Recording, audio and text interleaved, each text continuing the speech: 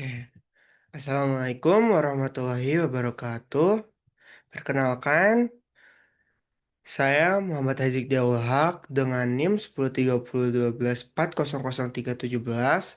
Di sini saya akan mengerjakan tugas Alpro yang dimana saya memilih yang pertama itu saya memilih rekursif dan yang kedua itu saya memilih searching.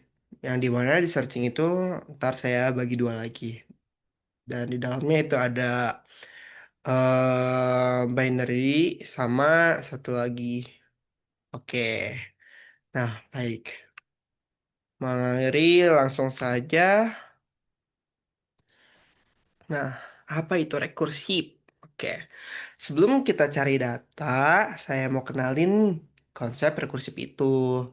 Nah, kalau kalian tahu boneka Rusia seperti yang digambar, yang kalau dibuka ada boneka lagi, dibuka lagi ada boneka lagi. Nah, rekursif itu metode di mana sebuah fungsi menyelesaikan tugas dengan cara memanggil dirinya sendiri, terus berulang-ulang gitu. Nah, persis seperti boneka ini. Jadi, terus-terusan kalau dibuka ada lagi, ada lagi, ada lagi. Oke. Nah, terus jangan lupa berhenti. Soalnya masa kalau kita buka boneka gak akan berhenti-berhenti gitu ya. Gak mungkin kan, pasti ada kondisi di mana berhentinya. Nah, di pemrograman harus ada boneka terkecil gitu. Yang gak bisa dibuka lagi. Nah, itu jadi kayak base case-nya. Nah, di base case atau kita sebut kayak titik berhentinya gitu. Kalau nggak ada titik berhenti, maka di komputer bakalan error karena memori penuh gitu. Jadi rekursif itu soal pengulangan, tapi harus tahu kapan berhentinya gitu. Jadi pasti ada titik di mana eh titik di mana dia tuh berhenti gitu. Oke. Oke, yang selanjutnya itu ada searching. Oke, tadi kan udah memecahin masalah dengan rekursif nih. Nah, sekarang kita bayangin kita punya masalah nyata. Nah, kita tuh kayak mencari sesuatu gitu. Nah, kayak kita pernah gak sih nyari satu chat penting dari ribuan chat di WhatsApp gitu. Nah, itu tuh namanya searching. Nah, oke. Terus yang selanjutnya ada linear search. Nah, gimana sih linear search itu? Nah, oke, linear search. Jadi, caranya tuh kalau linear search itu, cara pertamanya itu kita bayangin cari kartu as ditumpukan kartu yang acak gitu. Kartunya acak ya. Nah, ka- kita ambil satu dari kartu tersebut, terus cek. Nah, dan ternyata itu tuh bukan kartu asnya. Terus kita ambil lagi, nah terus dicek lagi. Nah, terus-terusan seperti itu hingga kartu asnya itu ketemu gitu.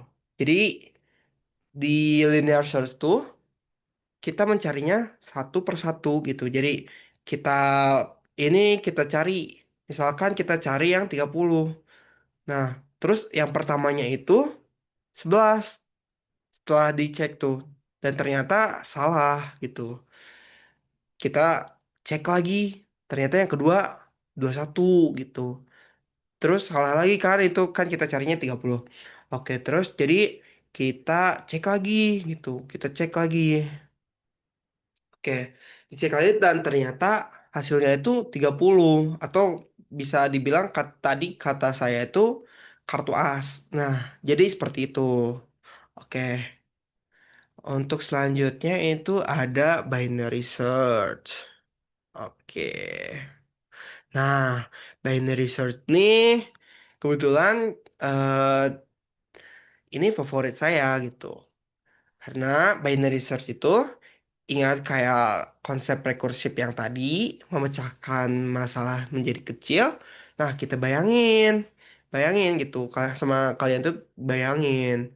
Nah, eh, cari cari kata dari kamus, dari sebuah kamus gitu, cari katanya.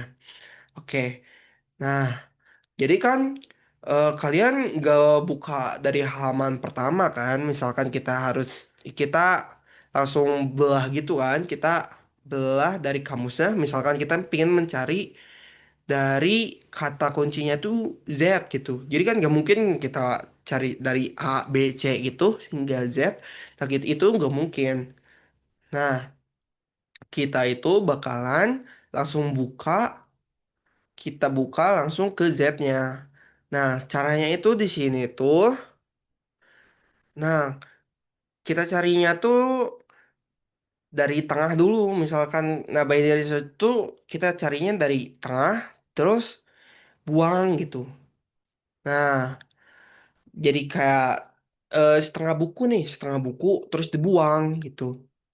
Terus dibuka lagi, dibelah lagi gitu, dibelah lagi. Terus, terus jadi di binary search itu terus membelah, membelah, membelah gitu loh.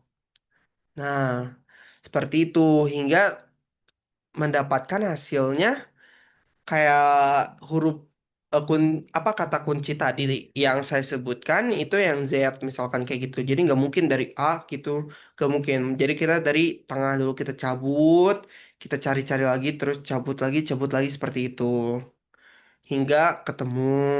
Nah, oke. Namun binary source itu ada kayak syaratnya gitu. Nah, syaratnya itu cuman bisa jalan ketika datanya itu sudah terurut, kayak kamus tadi. Jadi, kita berani belah tengah karena kamus itu udah terurut gitu dari A sampai Z. Kalau kamusnya acak-acakan, ya kita terpaksa kita balik lagi pakai cara yang sequential sequential search tadi. Oke. Oke. Untuk selanjutnya itu linear search. Oh, maaf ya, tadi bukan sequential, ternyata linear search. Oke, jadi linear search versus binary search. Nah, di sini tuh saya akan menjelaskan perbedaannya gitu. Perbedaannya untuk data yang banyak gitu. Oke. Nah, untuk linear search gitu, misalkan kita eh kita bayangin ada 1 juta data. Nah, untuk 1 juta data tuh kalau linear search tuh kan kita harus cari satu persatu gitu. Satu persatu kita jadi membutuhkan 1 juta langkah gitu buat nemuin data yang di paling ujung. Nah, kayak gitu. Misalkan kita butuh punya satu juta data. Nah, misalkan datanya itu adanya tuh di paling ujung. Jadi kita butuhnya tuh 1 juta langkah gitu buat dapetin data yang kita mau. Nah, sedangkan kalau binary search, binary search tuh cuman kayak kita butuh 20 kali gitu. 20 kali membelah data gitu. Jadi kita belah-belah lagi itu kan dari 1 juta data kita belah lagi, kita belah lagi, kita belah lagi.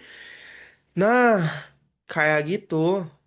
Jadi itu kayak sebabnya kenapa sih Google bisa secepat itu, secepat kayak cari apapun itu susah, kayak kita cari apapun itu cepat. Nah, jadi kayak eh dia tuh pakainya binary search gitu.